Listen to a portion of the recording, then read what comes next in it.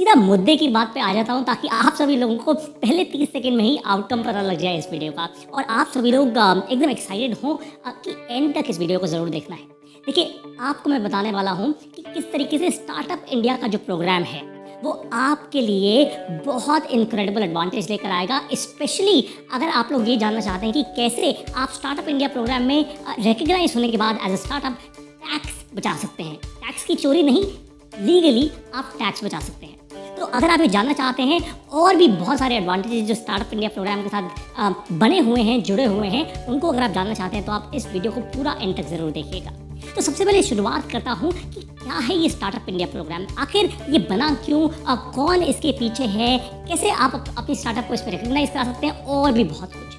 सबसे पहले एक मिथ को मैं ब्रेक करना चाहता हूँ अभी के अभी। काफ़ी सारे लोग ये कहते हैं कि हमें एक चार्टर्ड अकाउंटेंट हायर करना पड़ेगा, एक सीए होगा जो बहुत बड़ी फीस लेगा स्टार्टअप इंडिया प्रोग्राम में मेरी स्टार्टअप को रजिस्टर कराने के लिए, रिकग्नाइज कराने के लिए। ऐसा बिल्कुल भी नहीं है।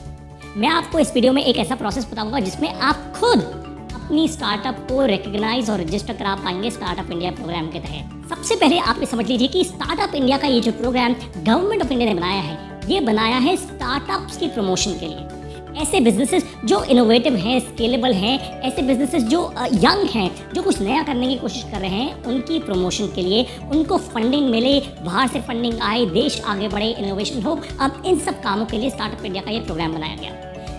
इस पूरे प्रोग्राम के पीछे है DPIIT यानी department for promotion of investment and internal trade. ये DPIIT मिनिस्ट्री ऑफ कॉमर्स का एक डिपार्टमेंट है जो कि इस पूरे के पूरे प्रोग्राम को ओवरसी करता है। तो जब आपको स्टार्टअप इंडिया के तहत रिकग्निशन मिलती है, आपको वो मिलती है DPIIT के थ्रू।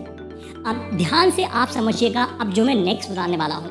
देखिए, स्टार्टअप की डेफिनेशन क्या है। ऐसे तो कहने को मैं कल को अपना बिजनेस स्टार्ट कर दूं तो क्या वो स्टार्टअप बन जाता है गवर्नमेंट ऑफ इंडिया के अकॉर्डिंग? क्या मैं कोई भी बिजनेस चालू कर सकता हूं, किसी भी तरीके से चालू कर सकता हूं, कोई भी कल को मैं स्टार्ट कर सकता हूं और उठ के मैं ये बोल दूंगा कि वो स्टार्टअप है, मुझे रिकग्निशन मिल जाएगा? नहीं। 5 क्रिटिकल कारण हैं, 5 क्रिटिकल फंडामेंटल्स हैं जिनके बेसिस पे ये जज किया जाता है कि आप स्टार्टअप हैं या नहीं। मैं आपको एकदम सीधे साधे तरीके से एक चेकलिस्ट के फॉर्मेट में देने वाला हूँ ये पांचों के पांचों चीज़ें। बहुत ध्यान से आप समझिए। जो पहला फैक्टर है जिसे जज होता है कि आप स्टार्टअप हैं या नहीं, वो है आपकी कंपनी की एज। यानी आपकी कंपनी जब आप अप्लाई कर रहे हैं स्टार्टअप इंडिया की इस रिकग्निशन के लिए, तो आपकी कंपनी 10 साल से कम उम्र की होनी चाहिए। यानी आपकी कंपनी की जो डेट ऑफ इनकॉर्पोरेशन है, जब आपने एक्चुअली कंपनी रजिस्टर कराई ministry of corporate affairs MCA की वेबसाइट पे, उस दिन से लेकर अब जब आप रिकग्नाइज करवा रहे हैं अपने आप को स्टार्टअप इंडिया प्रोग्राम के अंदर, 10 साल से कम होनी चाहिए आपकी कंपनी। उसके बाद बात आती है कंपनी टाइप की। यानी आप या तो प्राइवेट लिमिटेड कंपनी हो, या एक LLP हो, या एक रजिस्टर्ड पार्टनरशिप हो। बस यही 3 प्रकार की कंपनी स्टार्टअप इंडिया प्रोग्राम के तहत एक स्टार्टअप कही जा सकती हैं और किसी भी प्रकार की कंपनी स्टार्टअप इंडिया प्रोग्राम के तहत एक स्टार्टअप नहीं मानी जाती। तीसरा फैक्टर है एनुअल टर्नओवर का। स्टार्टअप इंडिया प्रोग्राम ये कहता है कि आपकी कंपनी कितनी भी उम्र की हो, आपका टर्नओवर 100 करोड़ रुपए से नीचे का होना चाहिए किसी भी फाइनेंशियल ईयर में। अगर आपका टर्नओवर 100 करोड़ रुपए से ऊपर का है किसी भी फाइनेंशियल ईयर में, तो आप इस प्रोग्राम में एलिजिबल नहीं है। फिर बारी आती है नेक्स्ट पॉइंट की ओरिजिनल एंटिटी। यानी काफ़ी सारे ऐसे बिजनेसेस हो सकते हैं जो बोले, भाई मेरा धंधा तो बढ़िया चल रहा है, मैं एक बड़ी कंपनी ऑलरेडी चला रहा हूँ, साइड में ना एक और बिजनेस यूनिट खोल लेता हूँ और उसको अलग से रजिस्टर करा लेता हूँ। क्या वो स्टार्टअप मानी जाएगी? नहीं। तो गवर्नमेंट ऑफ इंडिया ने बिल्कुल क्लियर किया हुआ है कि आपकी ये एक ओरिजिनल एंटिटी, मतलब अलग से एक कंपनी आपको रजिस्टर करानी पड़ेगी, बिल्कुल स्क्रैच से, शुरुआत से, तभी आप एलिजिबल होंगे इसके लिए। आखिरी पॉइंट है इनोवेटिव एंड स्केलेबल। यानी स्टार्टअप की डेफिनेशन के अंदर वो बिजनेसेस आते हैं जो किसी इनोवेशन पे काम कर रहे हैं, प्रोसेस इनोवेशन हो, प्रोडक्ट इनोवेशन हो, सर्विसेज इनोवेशन हो, और साथ में स्केलेबिलिटी है। बहुत सारे एग्जाम्पल्स हैं आप सभी लोगों के सामने।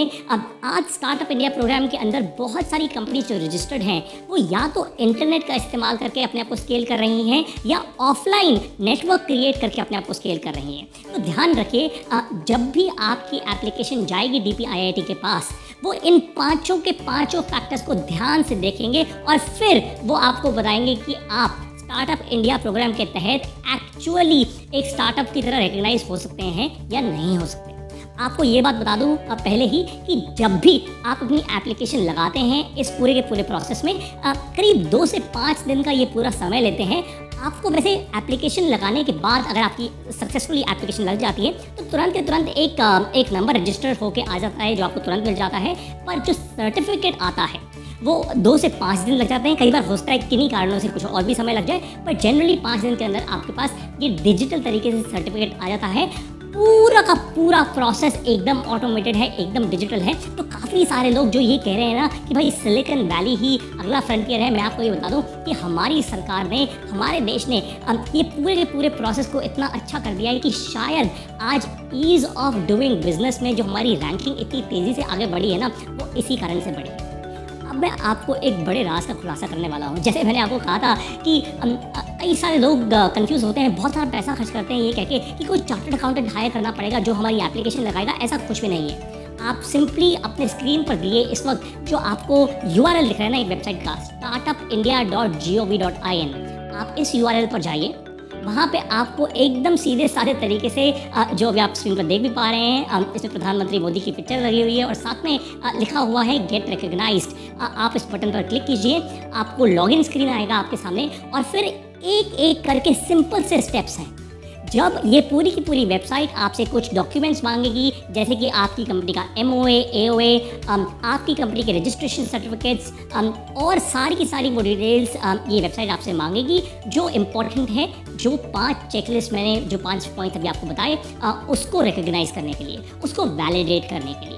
जैसे ही आप अपने सारे के सारे डॉक्यूमेंट्स अपलोड करेंगे, फाइनल स्टेप पर पहुंच जाएंगे। इसके लिए आपको कोई पेमेंट नहीं करनी, ये पूरा का पूरा प्रोसेस एकदम फ्री है। ये गवर्नमेंट ऑफ इंडिया की तरफ से है, तो आपको कोई पेमेंट नहीं करनी और कुछ ही दिनों में आपको कंग्रेचुलेटरी नोट आ जाएगा कि आप अब एक लीगली वैलिडेटेड स्टार्टअप है भारत देश में। और जैसे ही ऐसा होगा ना, आप पूरी दुनिया को फिर एकदम धूम के साथ, धमाके के साथ ये बता सकते हैं कि आज मैं एक स्टार्टअप हूँ। ये एक बड़ा सिग्नल है इन्वेस्टर्स के लिए, इंटरनेशनल इन्वेस्टर्स के लिए, क्योंकि अब ना सबको विश्वास हो जाएगा कि अब आप गवर्नमेंट सर्टिफाइड है, गवर्नमेंट को पता है आपके बारे में और आप फ्लाई बाय नाइट ऑपरेटर नहीं है कि आज कंपनी खोली कल कंपनी बंद कर दी और कहीं आप भाग जाएंगे। इससे ये भी पता लगेगा कि गवर्नमेंट जानती है और मानती है कि आप इनोवेटिव और स्केलेबल बिजनेस है। तो स्टार्टअप इंडिया के साथ रिकग्नाइज होने के लिए एडवांटेजेस बहुत सारे हैं, पर मैं आपको 5 क्रिटिकल एडवांटेजेस देने वाला हूं, जिसमें से पहला है पैटेंट एंड IPR नॉर्म्स। देखिए, स्टार्टअप जो होती है ना, कई बार बहुत इनोवेटिव आप काम कर रहे होते हैं, नई चीज़ें आप बिल्ड कर रहे होते हैं। इसके लिए ना पैटेंट होना या इंटेलेक्चुअल प्रॉपर्टी राइट्स आपको समझना और आपके पास होना बहुत ज़रूरी है। कहीं ऐसा ना हो कि आपने कोई नई टेक्नोलॉजी ईजाद कर दी, कोई नया प्रोसेस ईजाद कर दिया या कोई नया प्रोडक्ट बना लिया और आप उसको मार्केट में तो लेकर चले गए, कुछ सेल्स भी हो गई, बट सडनली फिर आपको पता लगा अरे ये कोई मेरा कंपटीटर आ गया है बाहर से या इंडिया से ही, जिसने मेरा पूरा का पूरा प्रोडक्ट कॉपी कर लिया। ये कैसे हो गया? आप कभी भी वो केस नहीं लड़ पाएंगे क्योंकि आपके पास IPR राइट्स नहीं होंगे। तो स्टार्टअप इंडिया प्रोग्राम में ऑलरेडी गवर्नमेंट ने बहुत सारे IPR लॉयर्स को ऑनबोर्ड किया हुआ है जो आपको एडवाइस करेंगे और आपको बहुत आसानी से, बहुत ज़्यादा पैसा ना खर्च करके सीधी सिंपल एडवाइस मिलेगी जिसको आप इंप्लीमेंट कर पाएंगे तुरंत अपने बिजनेस में। सेकंड, दूसरा जो सबसे बड़ा एडवांटेज है जिसके लिए लोग सबसे ज़्यादा चाहते हैं कि वो स्टार्टअप इंडिया प्रोग्राम में रजिस्टर हो जाएं, रिकग्नाइज हो जाएं, वो है टैक्स एग्जेम्पशन। आपको बता दूं कि सेक्शन 80 IAC के अंदर, ये इंडियन टैक्सेशन कोड है जिसके अंदर ये क्लियरली बताया गया है कि अगर आप स्टार्टअप इंडिया से रिकग्नाइज्ड एक स्टार्टअप हैं तो आपको पहले 3 साल, अपने मान लीजिए अगर आप 10 साल पुरानी कंपनी है, बस 10 साल से कम अगर आपकी कंपनी की उम्र है, तो पहले 3 साल आपको कोई इनकम टैक्स पे नहीं करना। ये एक बहुत बड़ा एडवांटेज है, ह्यूज एडवांटेज। सोचिए, आपको आज गवर्नमेंट कितनी आज़ादी दे रही है जिससे आपके पास और भी ज़्यादा कैश बचेगा, और भी ज़्यादा आप पैसा इन्वेस्ट कर सकते हैं, ज़्यादा इनोवेशन करने में, ज़्यादा स्केल क्रिएट करने में, ज़्यादा अपने बिजनेस को फैलाने में। ये बहुत क्रिटिकल है। पर ध्यान रखिए, ये एडवांटेज आपको तभी मिलेगा जब आप DPIIT से रिकग्नाइज हो जाएंगे, सर्टिफाई हो जाएंगे। यहाँ पर अगर आप चाहें और कभी किसी चार्टर्ड अकाउंटेंट से मदद लेना चाहें तो आप ले सकते हैं। अदरवाइज startupindia.gov.in जो मैंने आपको प्लेटफॉर्म बताया, वेबसाइट बताई, उस पर ये सारी की सारी डिटेल्स बहुत डिटेल तरीके से दी हुई हैं। नेक्स्ट एडवांटेज जो है वो भी बहुत ही ज़्यादा इंपॉर्टेंट है। देखिए, जब भी आप आपके बिजनेस में कोई एक्सटर्नल इन्वेस्टर इन्वेस्ट करता है, मान लीजिए आपके धंधे में कोई 2 करोड़ रुपए, 5 करोड़ रुपए, $3 मिलियन, $10 मिलियन कोई इन्वेस्ट करने वाला है, तो उस इन्वेस्टर के ऊपर ना हर गवर्नमेंट एक टैक्स लगाती है जिसको हम कहते हैं एंजल टैक्स।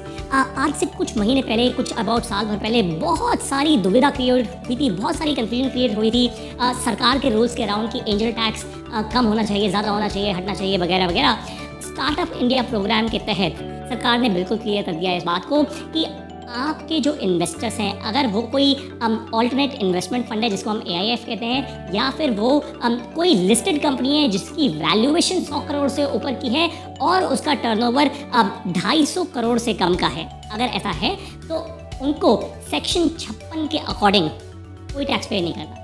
तो आपके इन्वेस्टर्स के पास भी अब एक बड़ा एडवांटेज है कि वो अपना पैसा, अगर मान लीजिए उनके पास कुछ एक्सटर्नल पैसा है, कुछ फंड्स हैं, वो और किसी इंस्ट्रूमेंट में लगाने की जगह आप में इन्वेस्ट कर दें।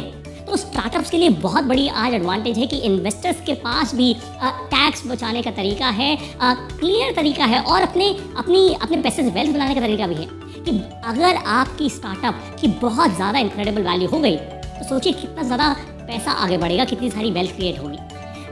ये एडवांटेज आपको तभी मिल पाएगा जब वंस अगेन जब आप DPIIT सर्टिफाइड या रिकॉग्नाइज हो चुके होंगे। चौथा एडवांटेज है easy winding up of your company. मान लीजिए किसी कारण से आपकी कंपनी नहीं चल पाती, आपकी स्टार्टअप फेल होने की कगार पे है, जो होता रहता है, ये कोई बड़ी बात नहीं है, फेलियर इज ओके।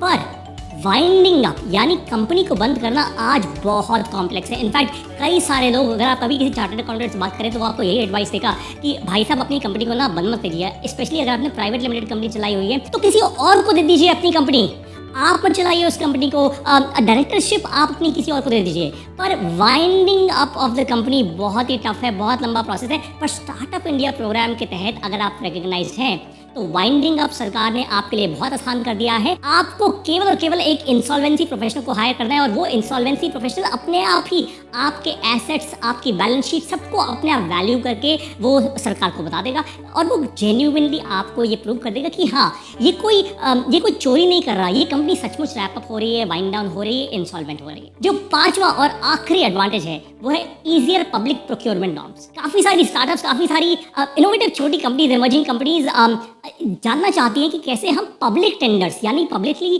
जो ट्रेडेड कंपनीज होती हैं, लिस्टेड कंपनीज होती हैं या सरकारी कंपनीज जो हैं उनके टेंडर्स में कैसे अप्लाई करें। तो बहुत ही आसान कर दिया है स्टार्टअप इंडिया के इस प्रोग्राम ने आपके लिए। अगर आप स्टार्टअप इंडिया से एक रिकॉग्नाइज्ड स्टार्टअप हैं तो आप इन टेंडर्स में अप्लाई कर सकते हैं। वरना आपको तो पता ही है कि आज से कुछ साल पहले जब टेंडर्स में अप्लाई करना होता तो क्या करना होता था, आपको प्रूव करना होता था कि आप 10 साल से पुरानी कंपनी है, आपका इतना टर्नओवर है, इतना आप पैसा कमा चुके हैं, इतने आपके एम्प्लॉयज़ हैं, इतनी आपकी बैंक से स्टैंडिंग है, वगैरह वगैरह वगैरह वगैरह। एंडलेस प्रोसेस था और स्टार्टअप्स तो कभी अप्लाई नहीं कर सकती थी इस प्रोसेस के अंदर क्योंकि इम्पॉसिबल था। पर आज स्टार्टअप इंडिया प्रोग्राम के कारण आपको इतना एडवांटेज मिल चुका है कि आप एक छोटी कंपनी हो, पर अगर आपके पास कोई इनोवेशन है, कोई स्केलेबल मेथड है, आपने कुछ बहुत इंटरेस्टिंग कुछ क्रिएट किया है तो आपको सरकार मदद करेगी। स्टार्टअप इंडिया का ये प्रोग्राम आपको मदद करेगा और आप पब्लिक टेंडर्स में भी, सरकारी कंपनीज के टेंडर्स में भी अप्लाई कर सकते हैं। तो ये वो 5 क्रिटिकल एडवांटेजेस हैं। इससे पहले मैंने आपको बताया था 5 पॉइंट्स की एक चेकलिस्ट जिसके थ्रू आप खुद सेल्फ एप्लीकेशन, अपनी सेल्फ अटेस्टेड एप्लीकेशन आप लगा सकते हैं और आपको मिल जाएगा स्टार्टअप इंडिया का ये रिकॉग्निशन।